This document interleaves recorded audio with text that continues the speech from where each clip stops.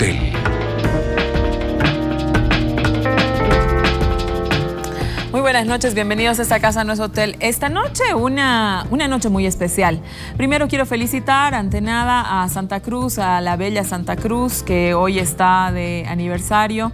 Ya vamos a ir a hacerle el programa de homenaje, como lo hacemos todos los años, y le mando un saludo grande a todos los cruceños que hoy están de fiesta. También Pando está de fiesta, un abrazo a todos los hermanos pandinos. Angela Merkel ganó las elecciones, también es la noticia del día, cuarto mandato empieza Merkel. Pero nosotros esta noche en Esta Casa No es Hotel estamos muy complacidos de entregarles un programa que teníamos pendiente, una entrevista que por una u otra razón no pudo hacerse, y con mucha atención hemos recibido el anuncio del retorno a la política de un expresidente. Aunque nosotros consideramos que jamás se ha ido de la política, le damos la bienvenida a el expresidente Jaime Paz. Don Jaime, muy buenas noches. Bienvenido al programa. Y como siempre lo he dicho en público, a mí me encanta tener un tarijeño al frente. Bueno, y a mí también una tarijeña. Pero, ¿sabes? Te agradezco por la invitación, pero quiero adherirme a tu felicitación a Santa Cruz. Efectivamente, yo creo que una de las cosas importantes que hemos hecho estos 50 últimos años, todos los bolivianos, es Santa Cruz. Y gracias a Dios que Santa Cruz fue una tierra acogedora, que recibió su esfuerzo nacional, y es lo que es hoy día. Hoy día Santa Cruz tiene un rol de vanguardia en el país que yo estoy seguro que lo va a cumplir. Quería adherirme a tu saludo. Bienvenido a Esta Casa No es Hotel. Esta noche le vamos a preguntar su biografía, su gobierno y, por supuesto, este gran anuncio, la proyección política. Bienvenido. Buenas noches, quédese con nosotros. Ya venimos. La entrevista a Jaime Paz.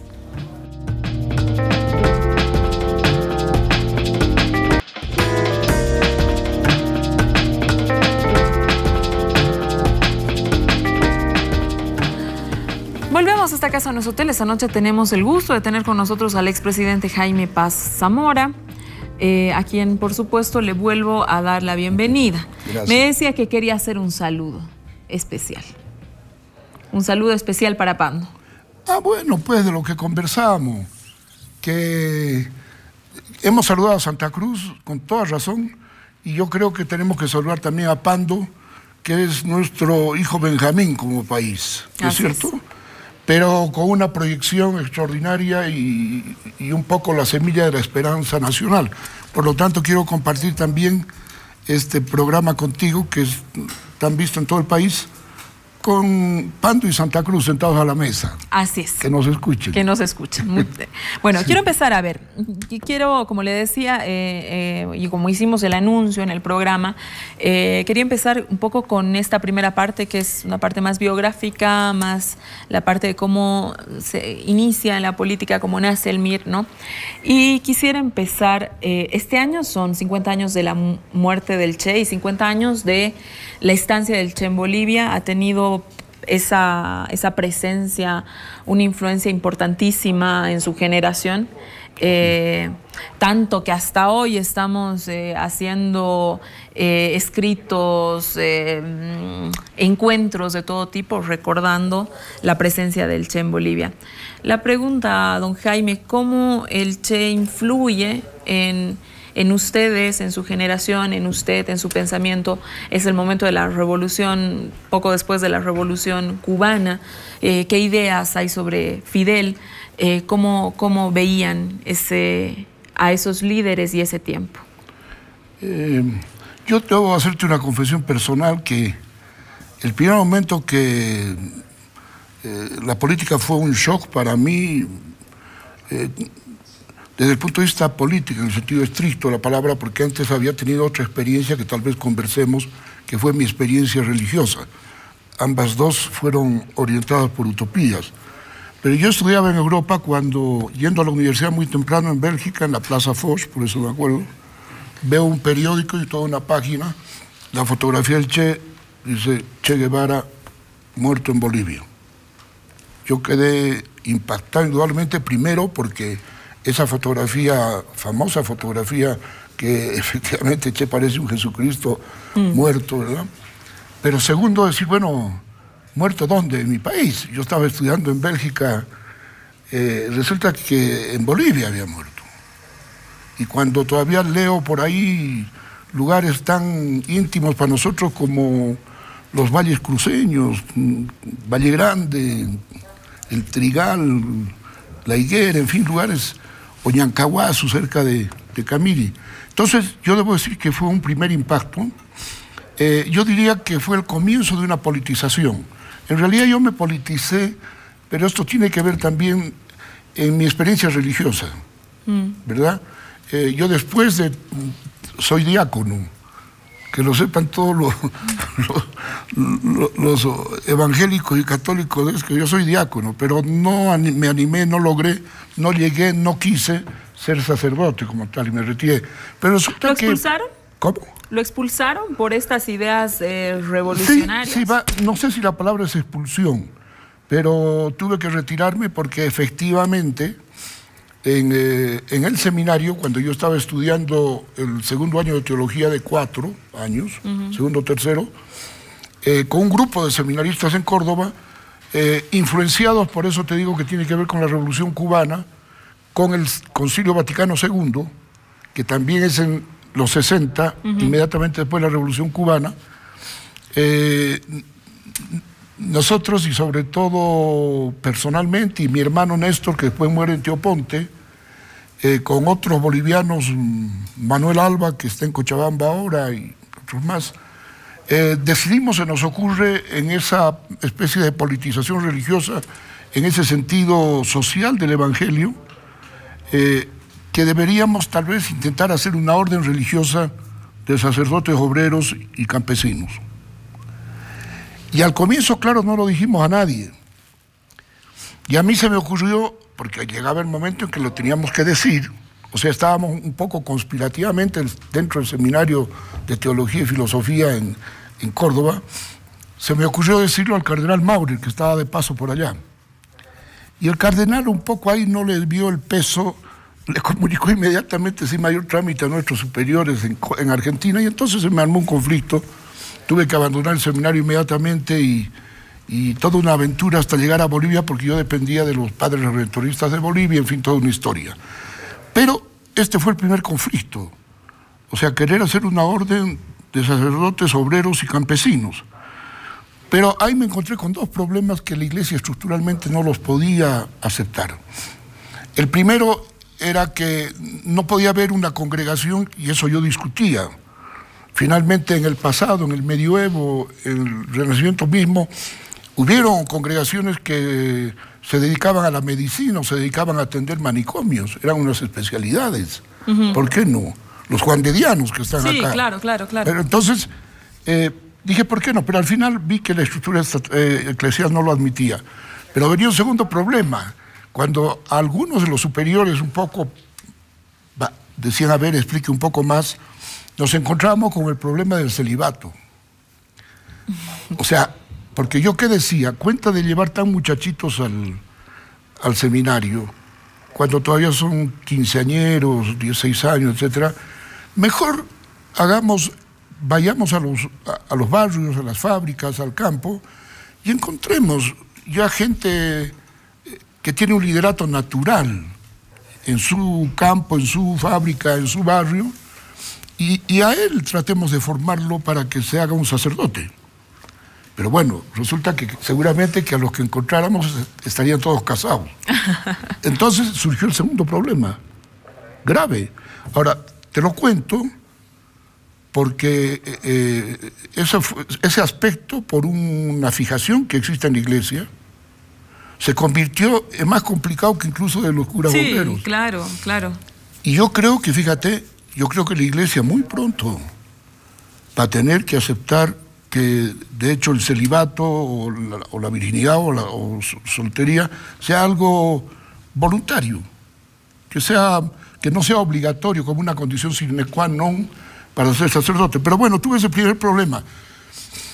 De ahí salí, tuve una experiencia todavía resistiendo a mi hermano Néstor, lo mandaron a ver a Chile si se podía hacer algo. Yo trabajé en Munaipata aquí, empezando a construir lo que hoy es el Hospital Juan 23, haciendo el intento de trabajar como albañil.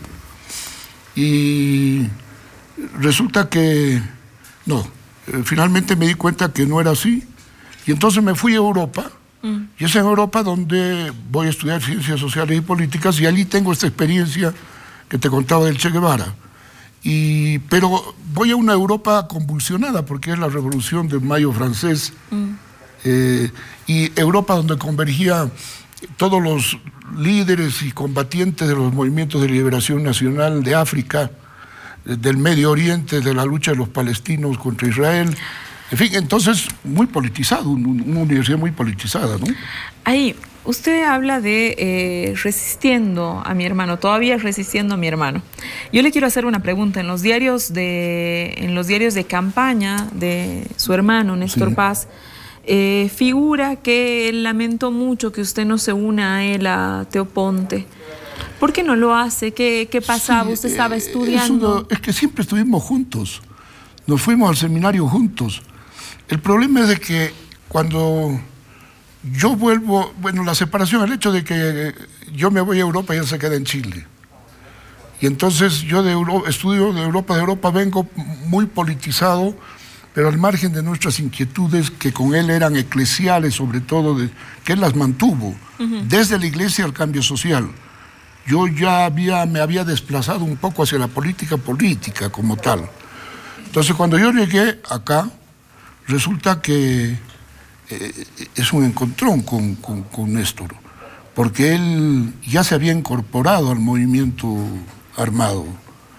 Y yo venía justamente después de toda una crítica teórica y a todo nivel de lo que eran los movimientos armados, entre ellos el cubano. Si bien me inicié admirándolo al Che, pero al año ya estaba criticando el sistema militar armado.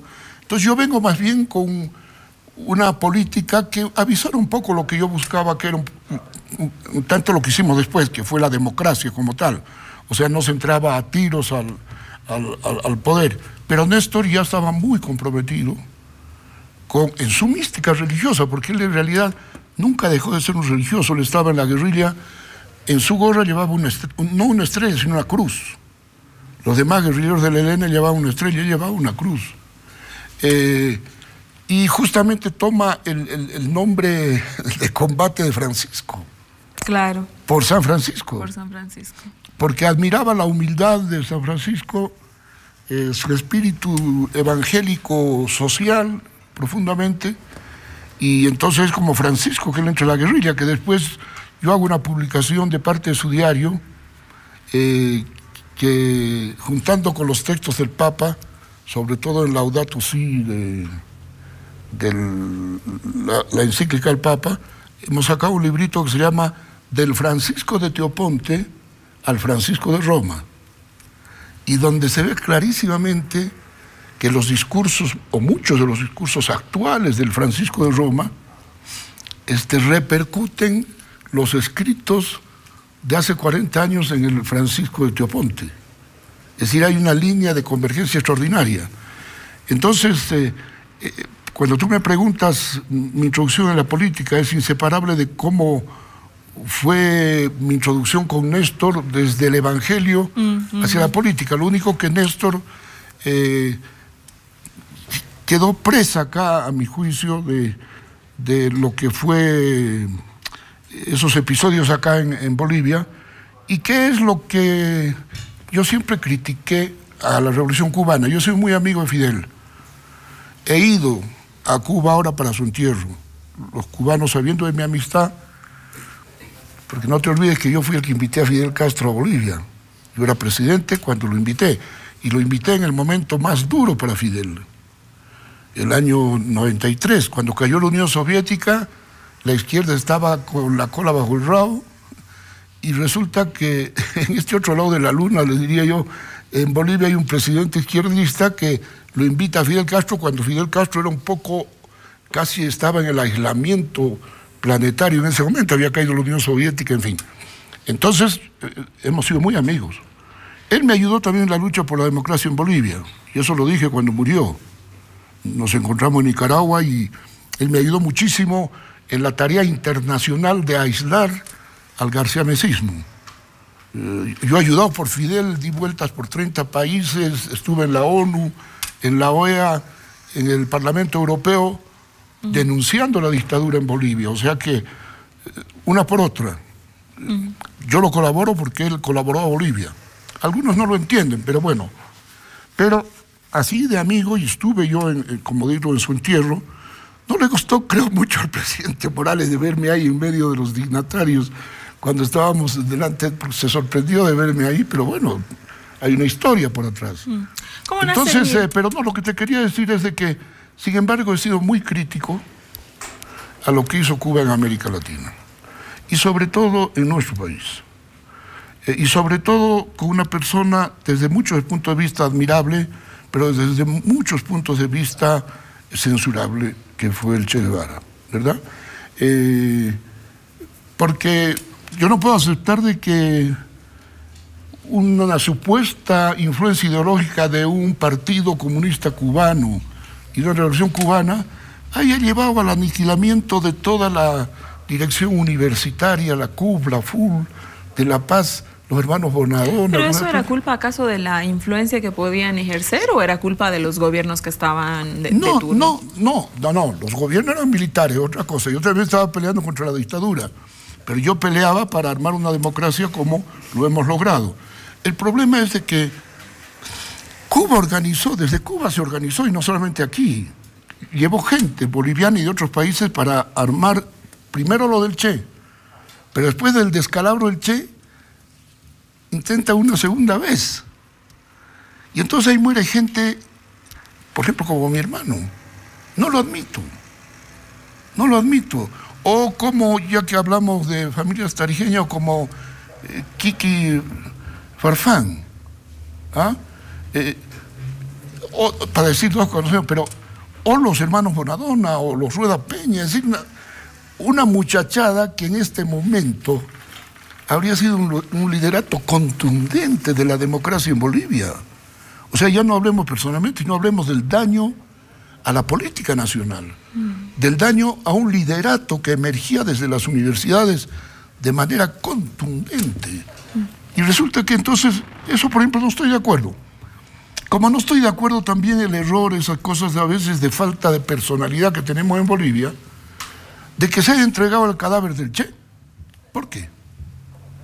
Murió aquí. Además, a mi juicio, el Che de La Higuera no tenía nada que ver con el Che de Santa Clara, de la guerrilla cubana. Ya era otro Che, a mi juicio, el de La Higuera.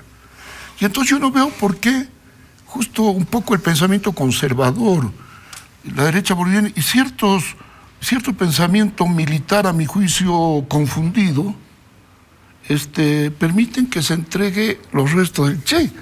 Finalmente el Che murió en Bolivia y desde ese momento, hasta desde el punto de vista militar, era, digamos, un trofeo de las Fuerzas Armadas bolivianas, ¿no es cierto? Y desde el punto de vista histórico, bueno, él quiso venir aquí, pues. Quiso venir a morir aquí. ¿Por qué nosotros lo vamos a entregar a otro lado de donde él se fue? Porque en definitiva de Cuba se fue. Porque él no cabía junto a Fidel en el mismo país. Entonces, creo que fue un error. Y algún momento tendremos que hacer una crítica nacional, incluso ahora para el turismo, hasta para el turismo, ¿no es cierto? Pero son esas cosas que desgraciadamente se cometen en nuestro país, ¿no es cierto? Don Jaime, ¿cómo nace el MIR y quiénes componen el nacimiento del MIR? Bueno, el MIR es, a mi juicio, creo, el partido más importante en la historia política de Bolivia, que nace exclusivamente en la universidad.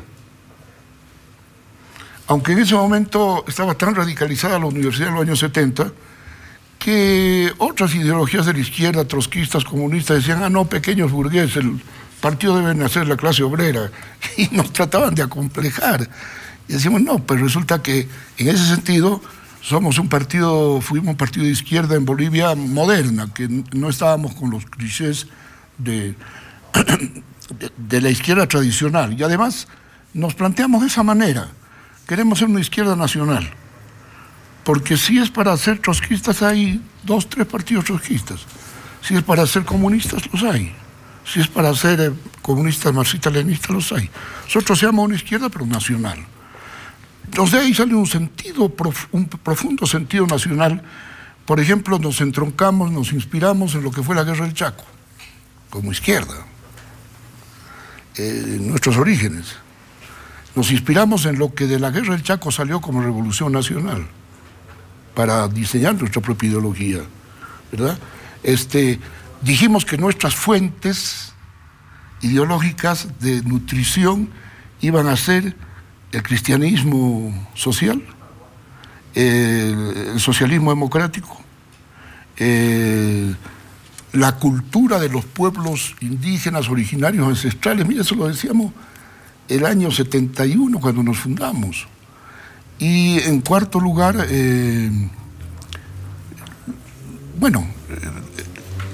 las culturas indígenas, el nacionalismo revolucionario que venía de la Guerra del Chaco, el socialismo democrático y el cristianismo social. Esas son las fuentes con las que nos fundamos. Ahora, eso surgió en la universidad. ¿Qué liderazgos estaban alrededor de esa fundación en el 71? Mira, lo más fuerte que había ahí era justamente lo que venía de antes del Concilio Vaticano II. Lo más fuerte en lo que fue la creación de todo esto venía de la Juventud Demócrata Cristiana, que terminaron separándose de sus mandos, que eran personajes importantes en nuestra vida. Uno de ellos llegó a ser mi vicepresidente,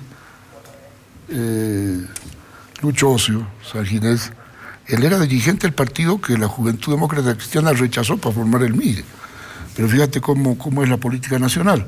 O gente tan importante como Huáscar Cajías, o como que después yo lo puse como presidente de la primera corte electoral creíble que construimos en nuestro país, o como Benjamín Miguel, un gran jurista. Pero bueno, la muchachada de la Juventud Demócrata Cristiana, inspirados por el Concilio Vaticano II, con ese componente social, divide el partido y se constituye en sí misma como Juventud Demócrata Cristiana Revolucionaria, y tiene una fuerza tal que copa todas las universidades del país. Entonces, yo llego de Europa, ya había conocido a algunos de los compañeros de la democracia cristiana, con la idea de formar una nueva izquierda nacional. Esa idea un poco la traje. Me encontré con esa magnífica plana mayor de la Juventud Demócrata Cristiana, y también algunos de Espartaco, entre los que se encontraba un hombre como el que está ahora en el Banco Central, Pablo Ramos, ¿verdad? Que eran disidentes juveniles también del MNR. Y nosotros, que veníamos de una izquierda socialista, marxista, digamos que era un grupo que habíamos armado en la Universidad de La Paz. Entonces de ahí surge, ahora, cuando estábamos en pleno empeño y ya nos habíamos convertido en una fuerza arrasadora, porque empezamos a ganar en todas las universidades las FULES. Y tú sabes que el nombre MIR no fue creado para un partido, fue creado para la FUL de La Paz. Es decir, cuando dijimos, bueno, ¿con qué nombre nos presentamos a la FUL? Dijimos MIR. Pero resulta que se expande el nombre de MIR en todas las universidades, y en eso viene el golpe del 71. En paralelo al nacimiento del MIR, nace también el bancerismo, ¿no? Hay el golpe de Banzer. No, pues no, el bancerismo, nace como sí, nace, o sea, nace como movimiento político dentro de las Fuerzas Armadas. Claro que sí. Entonces... O sea, dentro del partido político llamado Fuerzas Armadas aparece un líder... ¿Qué es el porque eso viene del golpismo civil militar boliviano. Claro, pero digamos que son... las fuerzas políticas estas nacientes van como en paralelo, ¿no? Así como nace el MIR, que luego se llama MIR y que va juntando, es decir, más allá del nombre van naciendo fuerzas políticas en oposición. En contraposición. Yo le quiero hacer una pregunta, don Jaime. ¿Cómo define al Banzer de ese momento, al Banzer del 71, al Banzer que usted enfrentaba? Un golpista del modelo boliviano, el golpismo civil militar, que en América Latina se empezó a llamar dictadores. Pero en realidad me parece que Banzer no era comparable a Pinochet, ni a los argentinos Videla, ni a los otros, porque Argentina, Chile, Brasil, Uruguay, eran militares que habían roto un orden democrático ya enraizado en sus países, como en Chile es clarísimo. Mientras que Banzer es un militar más de los que tuvimos, porque el modelo nuestro no era democrático. Para mí la democracia nace hace 35 años, el 2002 aquí en Bolivia. porque antes éramos una república no democrática que tenía un modo de ejercer la política dominante, que era el golpe de Estado. Y nuestra cultura se movía de esa manera. ¿Cuál es el próximo general?, nos preguntábamos. O escuchábamos una marcha en la radio y decíamos, hay golpe. Esa era nuestra cultura política. Y las pocas veces que se intentó hacer democracia en Bolivia, no prosperó. O sea, es la primera vez que llevamos 35 años. Primera vez, ¿me entiendes? Entonces, para mí era un golpista, un militar golpista, y como todo golpe, autoritario. Y en el caso, vaya, en cuanto a derechos humanos, hay mucho que tejer, porque resulta que el golpismo civil militar boliviano era civil y militar.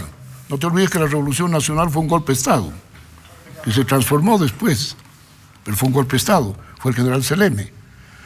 Pero en derechos humanos, yo creo que la Revolución Nacional fue más dura que los militares. Los campos de concentración, los falangistas sellados con las siglas aquí en el pecho como animales. O sea que nuestra historia boliviana es nuestra historia. La de Chile es la suya, la brasilera es la suya. Entonces, para mí era un autócrata y un dictador, si quieres, en el lenguaje del tiempo, que fue la primera motivación, porque el MIR nace oponiéndose a él. Después es que, después de 7 años, tomamos la opción por la democracia. Usted sufre un atentado que casi acaba con su vida. En ese tiempo algunos incluso responsabilizaron a Banzer por este hecho. ¿Esto es así? No. No, porque en ese momento, vaya, tienes que tocar lo de Banzer, pero no te olvides que cuando Banzer llama a elecciones, se pone en el ala progresista de las Fuerzas Armadas. Porque no todas las Fuerzas Armadas están de acuerdo con que se llame elecciones. ¿No? Es así la vida. ¿Y cuál es el liderato que surge del sector de Fuerzas Armadas que no estaban de acuerdo con que Banzer convoque elecciones? Es García Mesa, Arce Gómez. García Mesa, no te olvides que era comandante del colegio militar. Ellos nunca quisieron elecciones. Como que después de todo lo que pasó, fue el último golpe militar, ¿no es cierto? Entonces, nosotros nos opusimos profundamente al gobierno de Banzer. Digamos, tuvimos 7 años clandestinos, aunque nuestros muertos duros, dolorosos, fue en el golpe de García Mesa, en la Harrington, ¿verdad? Porque también éramos la fuerza clandestina que resistíamos acá, y mientras que yo, después del atentado de aviación, que fue un atentado, pero que no se puede decir al bancerismo, yo creo que tiene otra lógica ese atentado, porque no te olvides que es un atentado dentro de una serie de hechos violentos. Primero, en marzo lo asesinan al padre Espinal. Después, en abril me tiran ya unas bombas en mi casa en Sopocachi. En junio viene el atentado de aviación, pero el mismo mes de junio, cuando termina la concentración y yo estaba ya en el hospital curándome, le tiran 3 granadas de guerra a don Hernán Siles Suazo en el Prado, que mata a gente y no a él. Luego vienen las terceras elecciones que se ganan, y luego, precisamente porque no pueden matar a Siles Suazo ni a mi persona, que debíamos estar en el avión, además Siles por un milagro no sube a ese avión, cuando ya no se puede parar, se hace el golpe. Es decir, se quería parar no a 2 personas, sino a ese fenómeno de masas impresionante que fue la UDP. ¿Verdad? A eso se quería parar. Ahí, sobre la UDP vamos a hablar. Entonces, no, de acuerdo, pero yo te quiero decir que el atentado como tal venía de esa lógica de parar a la UDP, ¿verdad? Que no solamente era un problema de los militares, sino de los civiles que estaban contra la UDP también. Y de los americanos. Que no te olvides que había pasado apenas 12 años de la experiencia chilena y aparecemos nosotros aquí con la UDP. Entonces, hay muchas razones que explican ese atentado y la lógica de ese atentado, ¿no? Para ir más adelante y hablar de la UDP, hablar de su gobierno y de la proyección, nos vamos a un corte. Quédese en esta casa, no es hotel, que estamos hablando con el expresidente Jaime Paz.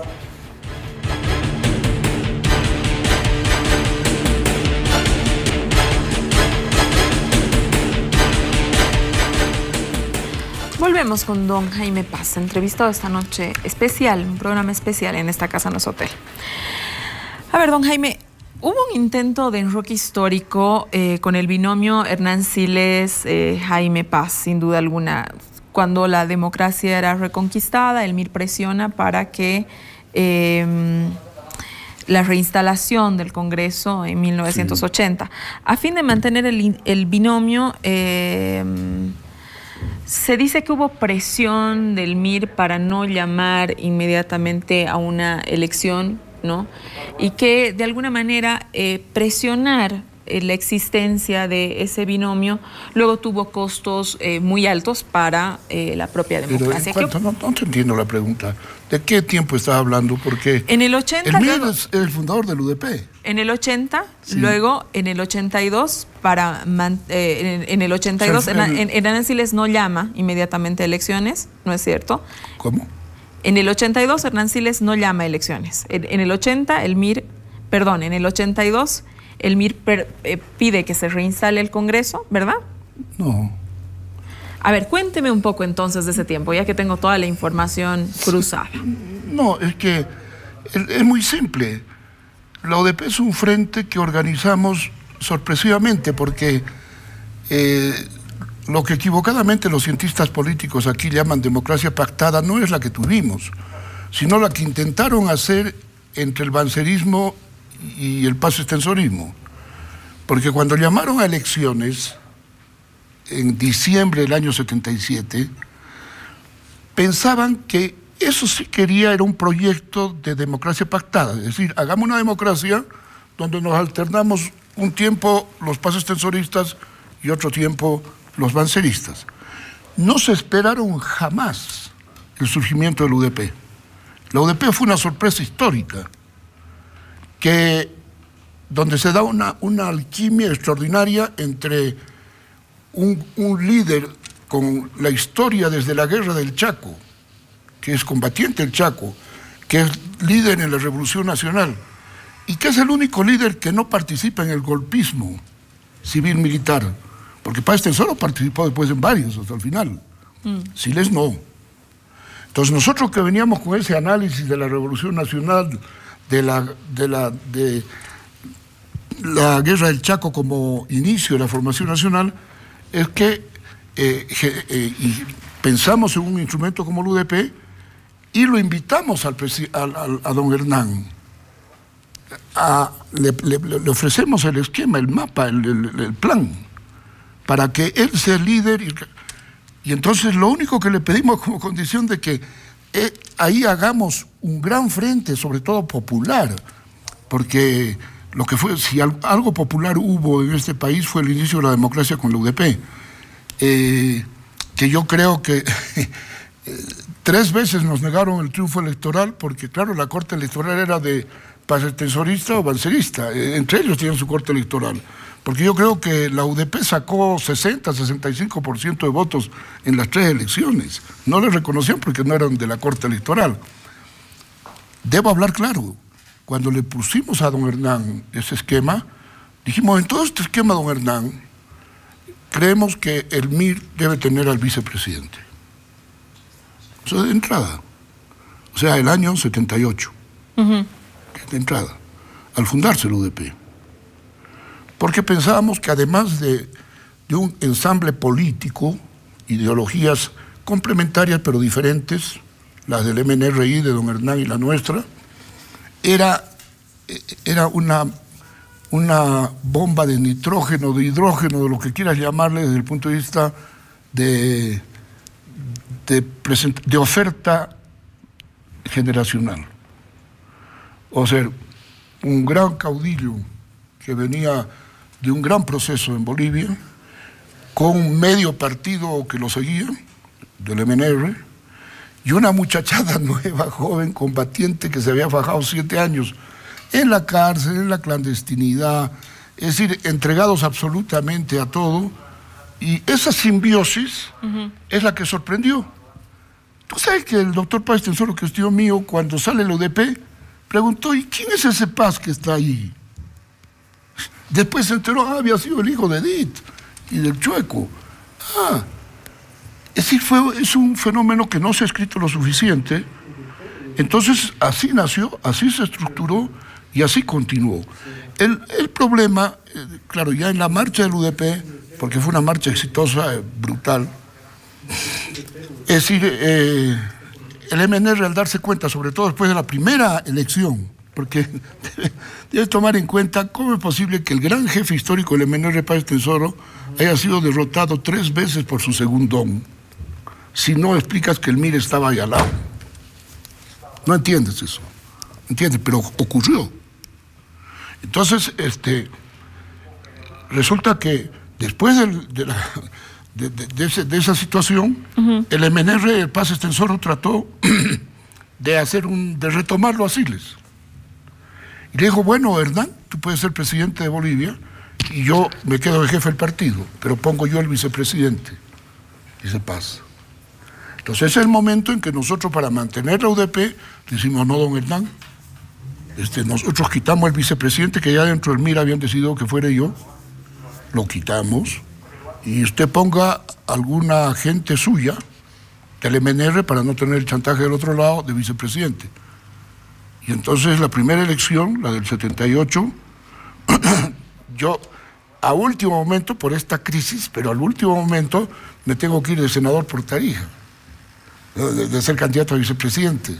Y entra Álvarez Plata, no, de la familia de Vallegrán, del MNR, que es el candidato a vicepresidente dentro de la UDP en la primera elección. Y después ya en las 2 siguientes elecciones, porque fueron una elección año tras año, ya se volvió al plan original de Siles Suazo presidente y un mirista vicepresidente, en este caso Jaime Paz, elegido dentro del MIR, ¿no es cierto? Esa fue la situación, hasta que... Entonces siempre había un acuerdo, digamos, sí, claro, entre Siles y usted. ¿Sabe? El único de que desacuerdo. Usted, y las fuerzas estaban siempre de acuerdo, sí, de que usted sea el candidato a vicepresidente. Jamás hubo oposición ni nada aquello. No hubo. Lo que sí, cuando ya creció mucho el UDP y cuando nosotros teníamos un peso por ser un partido generacional ahí adentro, entonces vino mucha otra gente al UDP. Que empezaron incluso dentro del MNRI, porque después de las victorias vienen las tentaciones, ¿no es cierto? Empezaron a querer distanciar al MIR del MNRI, distanciarme a mí de don Hernán. Y entonces decían, ¿pero para qué? Si hay una juventud del MNRI, si hay una juventud del Partido Comunista, los miristas que hacen ahí, qué sé yo, pero bueno, pero esas fueron cosas. Pero donde hubo verdaderamente tal vez una diferencia, en la cual yo te debo decir de que yo coincidí con don Hernán, pero dentro del MIR había otras fuerzas que coincidían más bien con los derrotados de las elecciones, después del golpe de García Mesa, o sea, después de nuestro tercer triunfo electoral, porque somos los únicos en la historia de la democracia que tuvimos que ganar 3 veces para que nos dejen pasar, ¿verdad? Resulta que cuando ocurre eso, desde el sector privado, la empresa privada, otros sectores políticos empiezan a decir, no, convoquemos de una vez, que se posesione ya, o sea, después de 3 veces, que se posesione nomás el doctor Siles Suazo, y con los resultados del Congreso de las últimas elecciones, o sea, del Congreso del año 80, donde no teníamos la mayoría absoluta. Entonces, don Hernán, con el propio general Vildoso, que se hizo cargo, querían posponer las elecciones unos meses más. O sea, no instalar el Parlamento del año 80, sino hacer una nueva elección. En lo que yo estaba de acuerdo. Don Hernán también. Pero dentro del MIR, otros dirigentes no estaban de acuerdo. Creían que debíamos de instalarnos inmediatamente. Y en el Páez Tensorismo, en el bancerismo, querían instalarse inmediatamente. Creo que esto va a ser una aclaración histórica, porque, bueno, las referencias que uno encuentra es que no haber... que en realidad el que no estaba de acuerdo era usted. ¿De qué? De que se llamen a elecciones. No. No, bueno, pero tampoco tiene interés. El hecho es de que yo creía con don Hernán que podíamos ganar muchísimo más en unas próximas elecciones. Claro. ¿Entiendes? Yo creía que podíamos ganar mucho más. Pero bueno, el hecho es de que se dio esta especie de presión de que de una vez se instalara se instalara un Congreso en base a las mayorías y minorías que habían salido en las elecciones del 80. Entonces, bueno, pero de ahí viene ya el gobierno del UDP, el presidente Siles Suazo, y todo lo que es largo de trabajar, no podemos hacerlo en un programa como este, pero la terrible conspiración que sufrió ese gobierno del UDP, donde no solo que lo raptan al presidente Pistola en la 100, imagínate, o sea, nos escandalizamos cuando ocurrió eso en Honduras, la vez pasada, o sea, hace 2 o 3 años, pero aquí ocurrió por primera vez, lo raptan a don Hernán. Yo estaba en Portugal, y todos los líderes europeos, entre ellos el presidente de España, el presidente de Portugal, me dicen, tienes que volver si tu presidente no sabemos si está vivo o muerto. Entonces, fue una gran conspiración que después se puede interpretar de muchas maneras, pero ya también habían intereses extraños que no querían, porque ya venía la sombra del neoliberalismo, no querían que ese primer gobierno... Sí, porque el tema de la hiperinflación, que bueno, ¿no? Era gobierno del MIR, era gobierno de la UDP... Pero la hiperinflación era de la oposición, es otra cosa que no está escrita. O sea, a ver, piensa un poco, ¿cómo un gobierno en estas circunstancias, después de 4 años, del 78, 79, 80, 81, con los golpes de Estado, con 9 presidentes de por medio, doña Lidia, don Walter, que nadie los había elegido, eran parte de la conspiración, digamos, o sea, ¿no es cierto?, aunque ellos eran personas muy decentes, después de todo ese alboroto, se entra al gobierno con una inflación ya galopante, con una deuda externa inmensa, y resulta que cuando se entra al gobierno no lo dejan gobernar al presidente. No te digo que lo raptan. Los pero raptan, bueno, un gobierno es responsable del manejo económico, ¿no? No le puede responsabilizar a la oposición jamás del manejo económico. Eso es responsable del gobierno, no puede ser nadie más. No, porque la situación era de ingobernabilidad. O sea, no dejaron gobernar. Y eso que, como dijera, en ese sentido, don Hernán era el que dirigía, el que llevaba la principal responsabilidad del gobierno. Yo como vicepresidente en ese momento, tú sabes que Bolivia se había olvidado de la vicepresidencia. Yo lo dije en otro programa, yo no tenía oficina, yo no tenía auto, no tenía, o sea, más bien nosotros dejamos ya en mi gobierno, dejamos el actual edificio de la vicepresidencia. Entonces lo que yo quiero decirte es que hay una gran injusticia con el UDP, porque además de no dejarlo gobernar, además de proponerme a mí como vicepresidente, no te lo voy a contar acá, de que lo golpea Siles, que tuve propuestas que algún día las contaré, ¿verdad? Y que las tuve que rechazar, ¿verdad? Resulta que le disminuyen 1 año a don Hernán el mandato. Y entonces ocurre una paradoja, que en la primera gran inflación del siglo en Bolivia, que la produjo el MNR en la Revolución Nacional, el año 55, 54, 55, 56, y el inflacionista era Paz Estenssoro. Llega Siles Suazo al gobierno en el 56 y es el estabilizador de la primera y más importante inflación que hubo en Bolivia. Resulta que en este caso ocurre al revés. El inflacionario resulta ser Siles Suazo y Paz Estenssoro llega a ser el estabilizador. Pero mira, son los personajes. Y te hablo de personajes de otra generación que no tienen nada que ver conmigo. Tú sabes que cuando lo colgaron a Villarroel, yo tenía 6 años de edad. Claro. Y yo jugaba, así era Paz Estenssoro, si era Villarroel, jugábamos. ¿Quién iba a saber que 43 años después ese tal Paz Estenssoro me iba a dejar la banda presidencial? Entonces, es bueno que en Bolivia se tome en cuenta... don Jaime, para poder lograr hablar de todos los temas, a ver, en el 89 usted declara una frase cuando dice: ríos de sangre nos separan, puentes democráticos nos unen. De alguna manera, esto en el marco de explicar la alianza con su enemigo natural. Esto a largo plazo le trajo muchos problemas de corto y de largo plazo dentro de el propio MIR. Mirando 3 décadas, ya casi 3 décadas hacia atrás, don Jaime. ¿Cómo lo evalúa usted? ¿Esto ha valido la pena? ¿Cómo lo mira usted? Pero fue un gran acierto para el país, para la democracia. Primero, era un Banzer que había llamado a elecciones. Segundo, un Banzer al que el MIR ya lo había castigado, porque en las elecciones del 85 ganó Banzer. Paz Estenssoro salió segundo y yo salí tercero. Y yo elegí, o el MIR, digamos, los votos del MIR, elige a Paz Estenssoro como segundo y no a Banzer.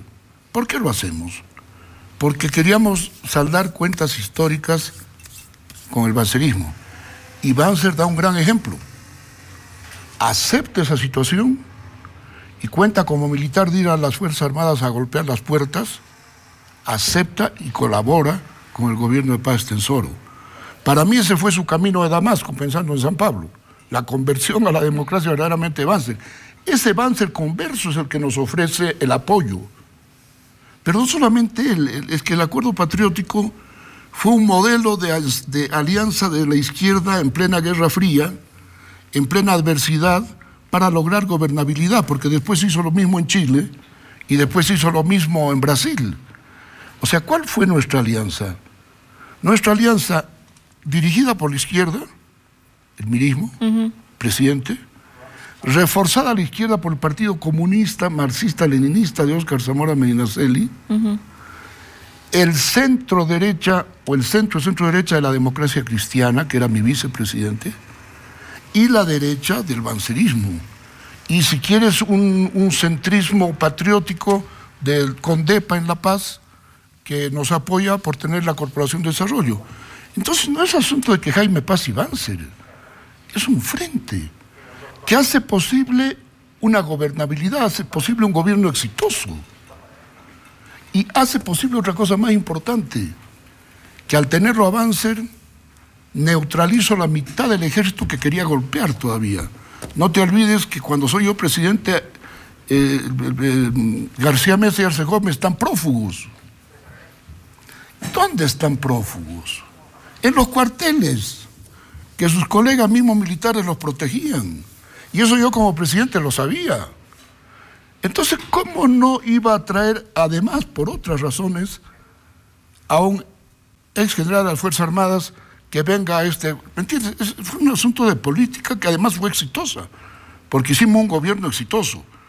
Lo interesante es que quedó como modelo, porque inmediatamente cuando ocurrió esto, yo te digo que la izquierda chilena me llamaban por teléfono. Jaime, ¿cómo has hecho eso?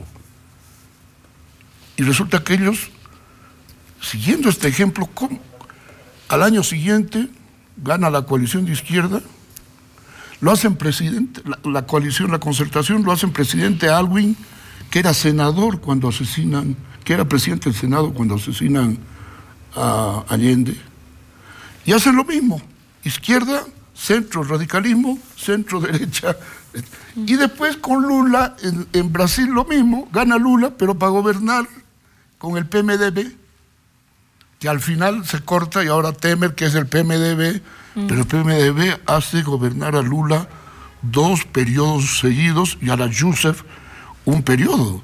Entonces lo de Bolivia más bien es una vanguardia, de la misma manera como yo quiero que te diga, porque yo sé que los análisis en Bolivia no han ido por esa dirección, pero también hemos sido la primera izquierda que optó por la democracia en América Latina, no en Bolivia, en América Latina. Cuando yo era presidente todavía había guerra civil en Centroamérica, pero ¿sabes cuál es la última izquierda? Años después que nosotros, en América Latina, que opta por la democracia, las FARC de Colombia, los últimos. Pero nosotros fuimos los primeros. Y se nos criticó, y cuando tú me dices ríos de sangre, ese ríos de sangre fue un invento del marketing de Goni. Lo que fue mío va a decir, ríos de sangre. Bueno, nosotros podemos poner puentes de paz y democracia encima. Sí, pero ríos de sangre era de los marketineros. Esto yo lo saqué de una declaración que usted hizo en una entrevista que le da... No, por eso, pero probablemente decía ríos de sangre. Yo dije, sobre los ríos de sangre, puentes de democracia y de paz. Pero esos ríos de sangre eran los marketineros de Sánchez de Lozada, gringos, que se sentían derrotados por nosotros y que no sabían cómo explicar. Y entonces fueron los que más escándalo hicieron de que Banzer nos apoyara. Y de ellos es esa frase, que desgraciadamente algunos analistas la tomaron, Lo mío es que sí, aunque la sangre del MIR fue derramada sobre todo con García Meza, en la Harrington, pero sí, para hacer democracia, para vivir en paz, tenemos que poner puentes sobre esa sangre, y ya me refería a toda la sangre que el pueblo boliviano había... Usted en su gobierno fue un gran defensor de la hoja de coca, tanto así que terminó involucrado en un tema de narcovínculos, una fuerte guerra de medios de comunicación en su contra, ¿no? La DEA emprendió una lucha contra usted, incluso... No, una conspiración, digamos. Una conspiración. O sea, fue la principal injerencia norteamericana en la democracia boliviana. Usted hizo críticas interesantísimas a no solamente a la presencia de la DEA, sino también a las líneas editoriales de los medios de comunicación que acompañaban, digamos, ¿no? Y cuando yo revisaba el material para hacer esta entrevista, me pregunto, don Jaime, ¿no ha compartido de alguna manera enemigos con Evo Morales? ¿Cómo si compartió? No. O sea, yo siento que mi gobierno ha sido mucho más atacado y perjudicado por los Estados Unidos y la DEA que el gobierno de Evo Morales. Ahora, yo hice otra política. No me estrellé contra el gobierno de los Estados Unidos porque la Bolivia que teníamos vivía del crédito externo, no teníamos plata. Ahí viene lo que tuvimos que hacer para tener los recursos. Pero en ese tiempo, si Bolivia no tenía créditos del BID, del Banco Mundial, del Fondo Monetario, ayuda de Alemania, de Japón, de España, de Italia, no teníamos plata para pagar los sueldos. Esa era la Bolivia, la pequeña Bolivita. Y en los pequeños 4 años, porque ahora cuando tú dices, a veces los niños me dicen, ¿cuántos años ha sido presidente? 4. Tampoco, dicen los niños, porque se han acostumbrado a Evo Morales. Me dicen, tampoco con 4 años. Pero efectivamente, pero fueron 4 añitos donde se hizo mucho. Entonces, resulta que me tocó una etapa, no te olvides, yo soy presidente en un momento en que cae el muro de Berlín, en que cae la Unión Soviética. Entonces, es una etapa como muy dura. Que de alguna manera tiene que adscribirse al neoliberalismo.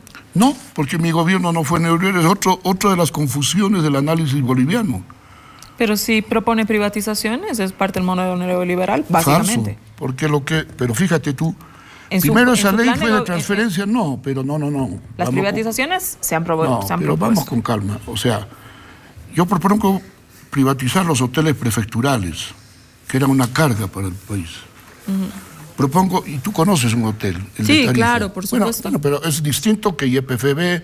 O sea, es que hay una gran confusión en Bolivia entre privatización, que fue una ley, además no fue yo, fue una ley del Congreso, y capitalización, que es otra cosa, que fue el siguiente gobierno. Son dos cosas diferentes. Sí, pero que se adscriben a un modelo económico. No. Hoy día, no sé si es neoliberal entonces, ¿cómo se llama? El presidente. Porque tuvo que deshacer la empresa, esa constructora que hizo para el ejército, porque no la podía llevar encima, porque era calamitosamente deficitaria. Entonces, nosotros, un pobre Estado... Ahora, ¿por qué se le llamó privatización? Y esa es una palabra que me la puso el ministro de Planificación en ese tiempo, que era Enrique García, que fue mi ministro, el que acaba de estar en la CAP. Y yo siempre lo discutí con él porque yo quería llamar esa ley de transferencia.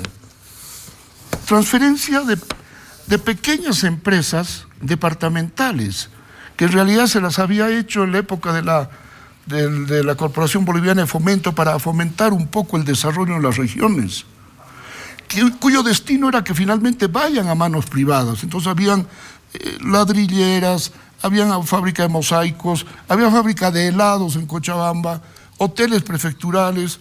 Lo más importante fue Guavirá, porque sí era un ingenio azucarero. Y entonces mira qué neoliberal yo. Entrego Guavirá a los obreros de Guavirá y a los cañeros que cultivan la caña. Transfiero, por eso no es privatización, porque ¿qué le llama eso? En realidad es una transferencia colectiva. Y resulta que Guavirá hoy día sostiene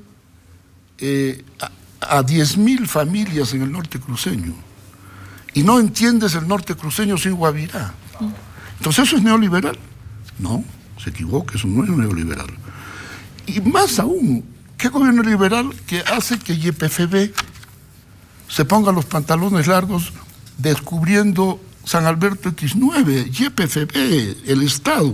No como ahora que contratan empresas transnacionales para perforar. En mi gobierno perforaba YPFB, allí donde teníamos mayor certeza. Y logramos el descubrimiento de San Alberto X9, ¿no es cierto? Que lo hace YPFB. Entonces, ¿qué gobierno neoliberal va a hacer que Entel, de 30 poblaciones con teléfonos que tenía cuando yo llegué a presidencia, la deje con 500 poblaciones? Entel, no una privada. O sea, yo entregué al siguiente gobierno las grandes empresas del Estado totalmente fortalecidas.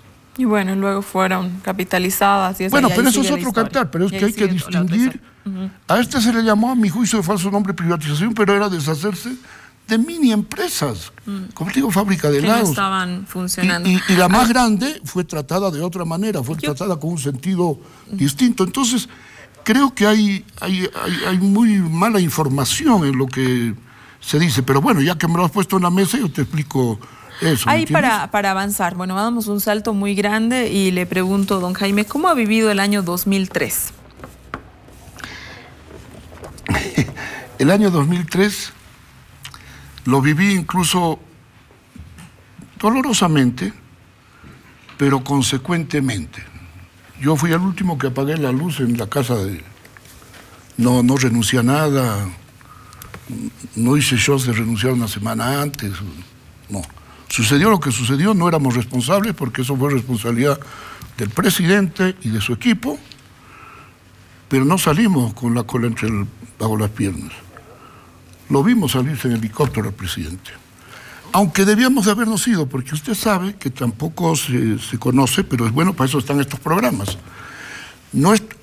Nosotros hicimos presidente de Bolivia a nuestro máximo enemigo político. No fue Banzer, fue Sánchez de Lozada, el que nos había puesto los narcovínculos en complicidad con la DEA, que fue una conspiración, porque en esos narcovínculos no hubo un solo gramo de droga, de nada, absolutamente. Y eso está probado. Pero bueno, era nuestro enemigo. Y de vicepresidente al periodista que más daño nos había hecho, que era Carlos de Mesa, y lo elegimos vicepresidente. Porque Carlos de Mesa hace apología también. ¿Cómo evalúa eso usted, don Jaime? No, pero no. Yo lo evalué bien. ¿Se arrepiente? No me arrepiento, porque lo hicimos por la democracia. Porque no hacer lo que significaba elegirlo a Evo, porque esa fue la trampa creada, a mi juicio, un poco por el gonismo, junto con la embajada americana, etcétera, de hacer que no seas ni yo, ni el cochabambino, ¿cómo se llama? Manfred, que salgamos segundos o primeros, sino Evo.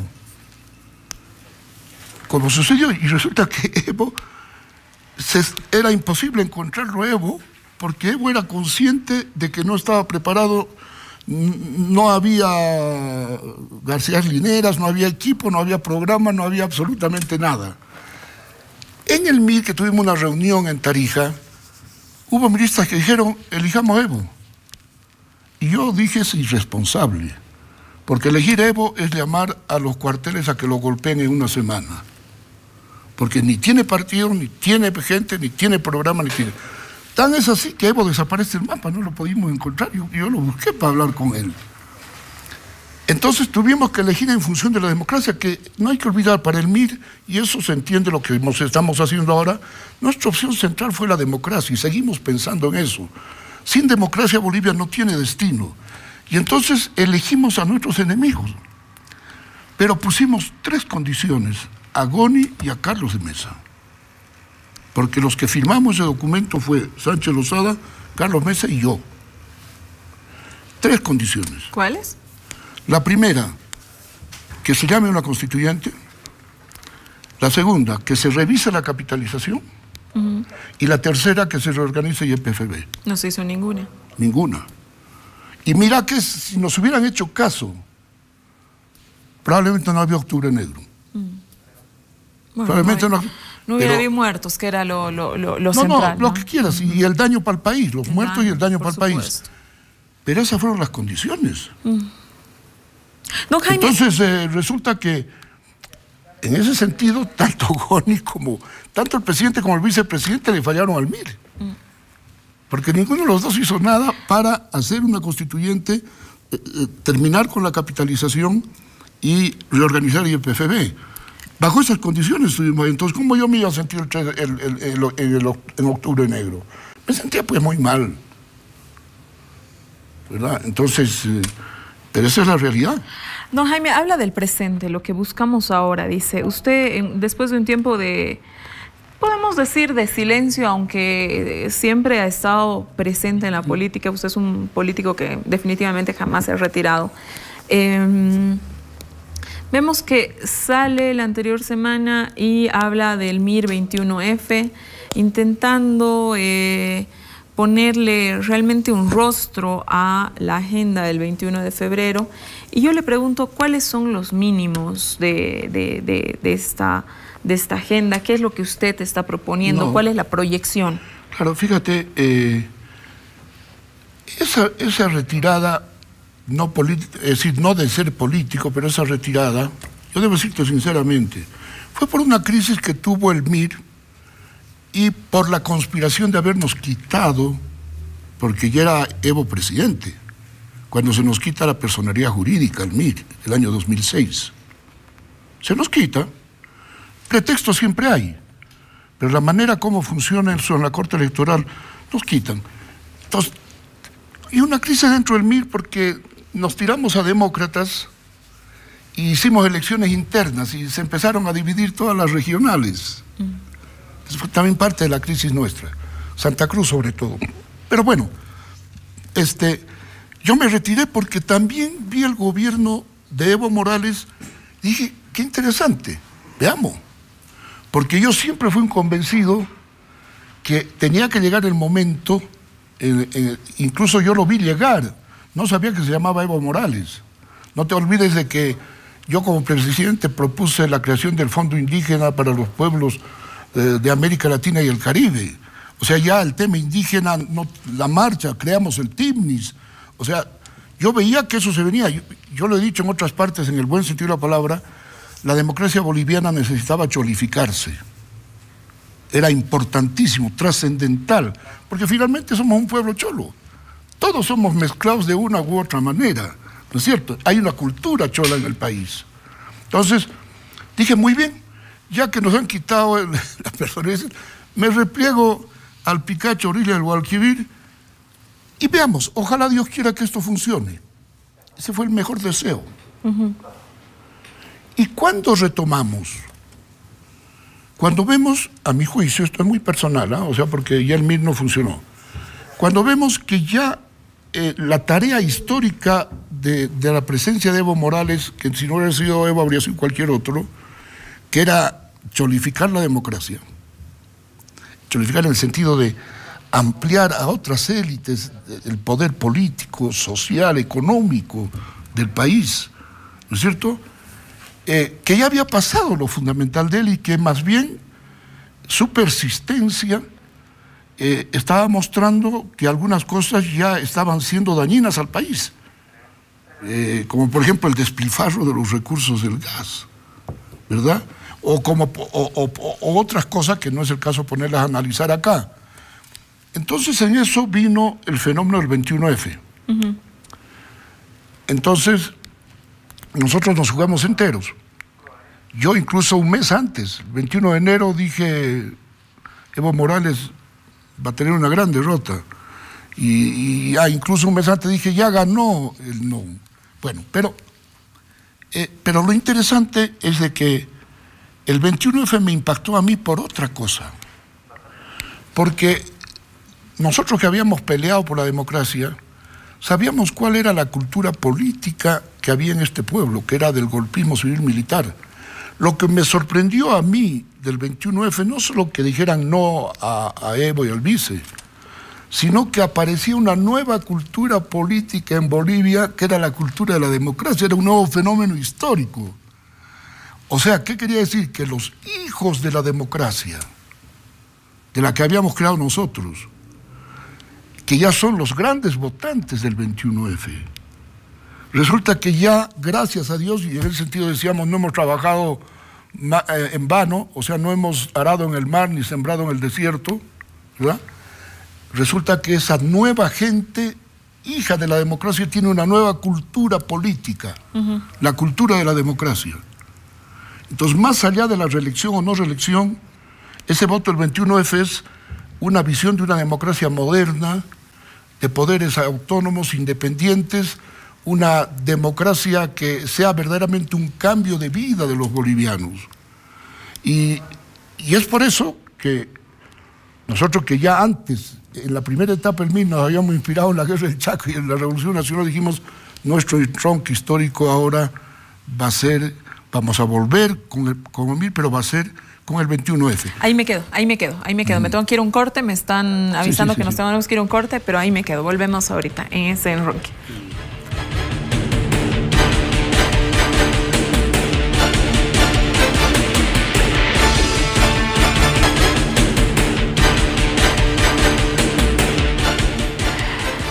Don Jaime, ¿va a candidatear el 19? No. ¿MIR 21F? No. El 21F sí va a presentarse, el 21F MIR se va a presentar a las elecciones. Pero no. No, de ninguna manera no se ha planteado, pero yo para mí adentro sí me he planteado. O sea, ¿me entiendes? No. Yo creo que he sido un hombre exitoso de alguna manera, a pesar de haber estado al borde de la muerte, haber estado preso, etc. Me siento un hombre exitoso y siempre he reflexionado por qué, Jaime. No solo, como diría mi madre, por la bendición de Dios, sino porque siempre traté de estar donde debía de estar. Y yo en este momento creo que nuestro país necesita administradores, gestores modernos, honestos, pero también necesita líderes inspiradores, que es tan importante o más que ser presidente.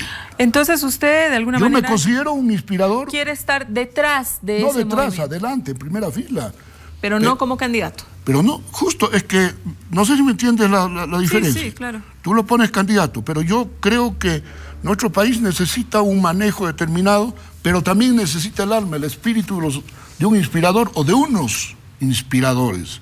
Entonces creo que debemos enfocarlo de esa manera, para la Bolivia que viene. Que es nueva, es otra Bolivia la que viene. ¿No?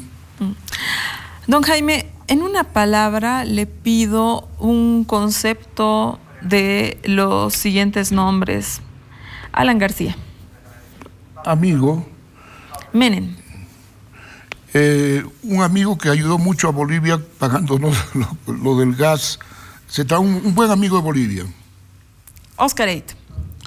Compañero y amigo. Sí. Samuel Doria. Ex compañero.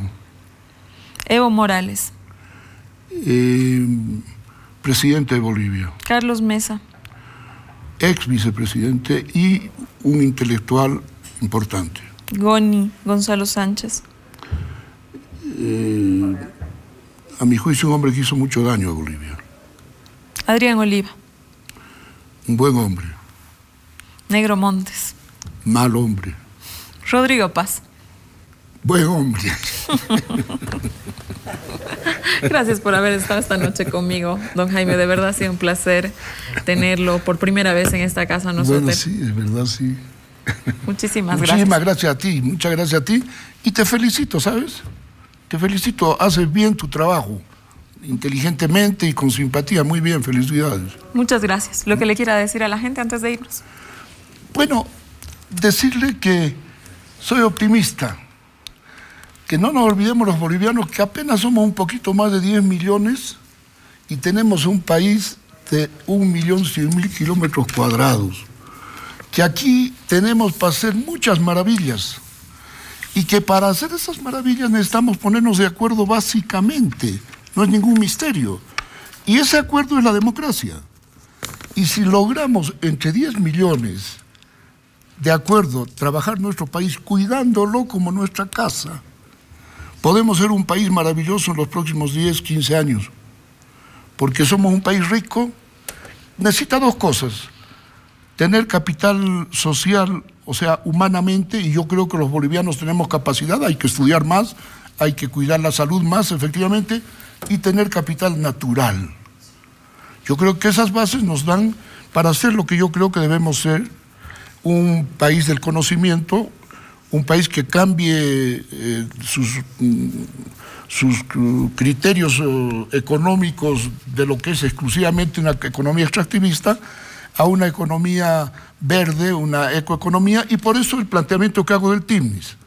Yo bendigo a Dios de que el TIMNIS esté aquí, porque es una oportunidad para empezar a hacer una Bolivia de la inteligencia, de la investigación y del conocimiento. Muchísimas gracias por habernos acompañado. Y a ustedes, muchas gracias por habernos acompañado esta noche en esta casa, no es hotel. Un gran programa, un gran invitado, una gran entrevista. Quédese con la programación de TV, sigue Deporte Total conmigo hasta el siguiente domingo. Muy buenas noches.